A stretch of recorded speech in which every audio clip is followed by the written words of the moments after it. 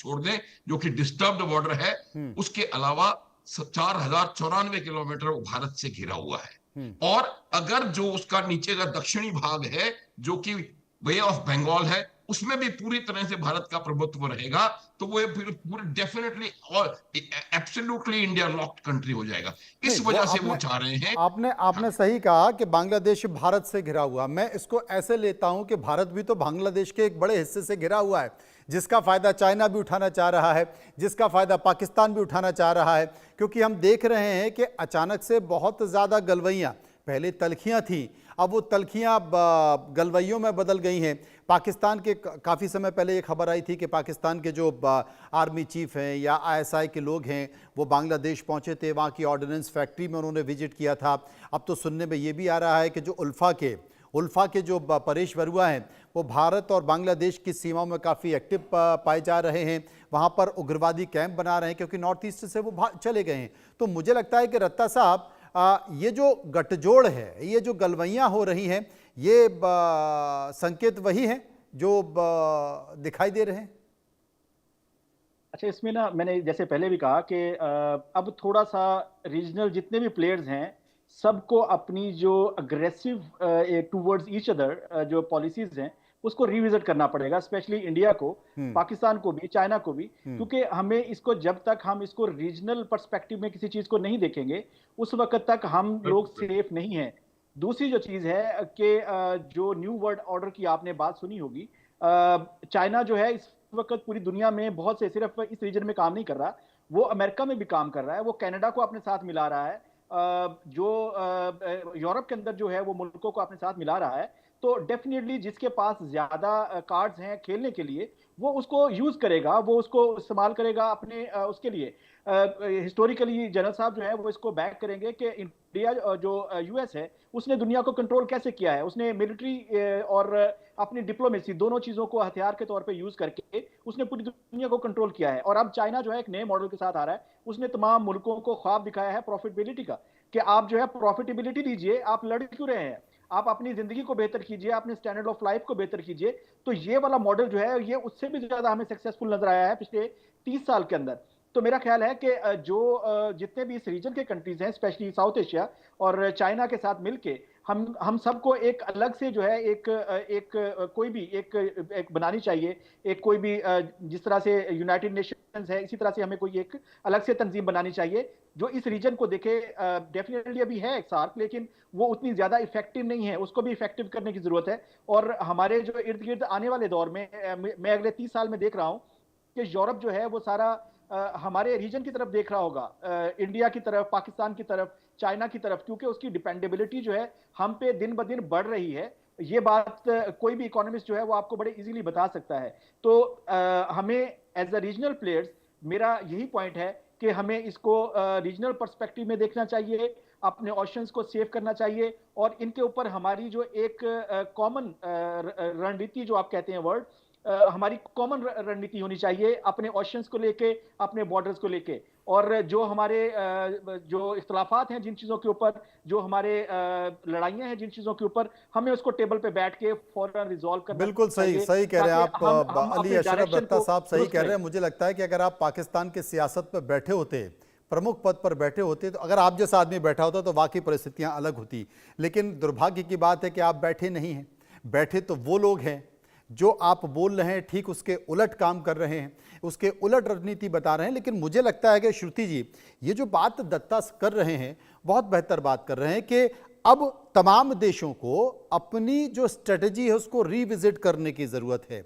अब आप इस गलतफहमी में नहीं रह सकते कि हमने बांग्लादेश का साथ दिया, 1971 में साथ दिया, पाकिस्तान से अलग किया, और क्योंकि पाकिस्तान उसके साथ अन्याय कर रहा था, पूर्वी पाकिस्तान के साथ अन्याय कर रहा था। हम इस गलतफहमी में नहीं रह सकते कि हिंदी चीनी भाई भाई, हम इस गलतफहमी में नहीं रह सकते कि हम नेपाल के साथ, हमारे साथ रोटी बेटी का रिश्ता है।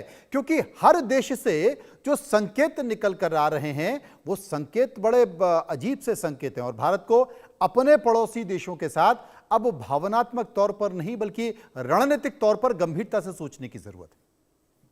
जी, बात तो सही है मनोज जी, पर मुझे लगता है हम ऑलरेडी इस पे काम कर रहे हैं। भावना का जो हम बात करते हैं वो सिर्फ सतह पे मतलब वो सिर्फ टॉप लेयर है उसकी। अगर हम रोटी बेटी की बात करते हैं या बांग्लादेशी के साथ अगर हम एक ही ओरिजिन की बात कर रहे होते हैं, या अगर पाकिस्तान के साथ भी अगर हम ये बात कर रहे होते हैं कि भाई आफ्टर ऑल थे भी तो आप भी हिंदू ही, चाहे वो आप तलवार के दौर पे कन्वर्ट हुए या आप इस्लाम पसंद आया और इसलिए आपके लोगों ने कन्वर्शन किया। तो ये अगर हम उस सतही बात पे करते हैं, ये हमारा सिविलाइजेशनल आइडेंटिटी, इसको हम बहुत सालों से आगे प्रोजेक्ट कर रहे हैं। अब इसको प्रॉब्लम ये है कि हम इसके नीचे देखते नहीं हैं। अगर हम इसके नीचे देखेंगे तो हमारी भारत सरकार ऑलरेडी बहुत सारे ऐसे लीवर्स जो है उसको इन प्लेस रखती है कि जिसको टाइट करने से सामने वाला आह निकालता है।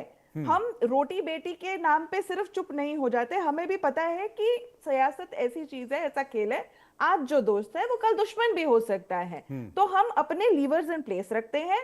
अगर हम इसको अगर नलके की तरह से अगर तुलना रखें कि हम नलका खुला रखते हैं, पर नलके का जो कंट्रोल है वो हमारे हाथ में रहता है। अगर सामने वाला जो है वो हमारे साथ दुर्व्यवहार करता है तो हम नलका बंद कर देते हैं। जिस तरह से अगर आप इंडस वाटर ट्रीटी का नलके की बात करें, चाहे गंगा वाटर्स की बात करें, चाहे तीस्ता वाटर की बात करें, तो ये इस तरह से अगर देखा जाए तो हम अपने हाथ में लीवर्स रखते हैं हमेशा।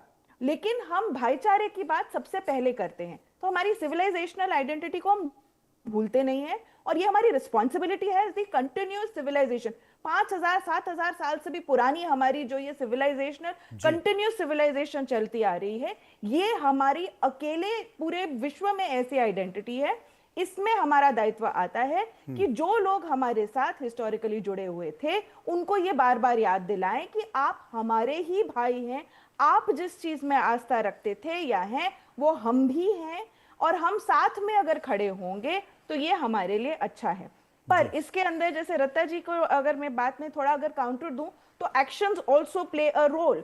अगर आप पलट के आपके वहां से जो है लेट्स से आवाज आती है कि भाई इंडिया का तो खून बहेगा, या आपके वहां से जो है कि हम ये कर देंगे, हमने वहां टेररिस्ट कैंप लगा दिया। अब अगर आप उल्फा वालों को यहाँ पे बांग्लादेश अगर जगह दे रहा है जिसका पूरा ही खत्म हो चुका है, सिर्फ एक आई थिंक उल्फा इंडिपेंडेंट एक बचा हुआ है, वो बहुत स्मॉल फैक्शन है और वो भी चाइना फंडेड ही है। तो अगर आप उसको बांग्लादेश अपने यहाँ से ऑपरेट करने दे रहा है तो इसमें भाईचारे का फिर क्या एंगल रह गया? पहले तो ये जो दो नेशंस हैं इनको अपनी एंटी इंडिया पॉलिसी हटानी चाहिए ना, बिकॉज इंडिया ने तो कोई अग्रेसिव कदम उठाए नहीं है इनके खिलाफ। फर्क का बराज की मिराज छोड़ दीजिए, वो ऐसा होता नहीं है जिस तरह से वो लोग बोलते हैं, ठीक है, उनकी वो प्रॉब्लम अलग है।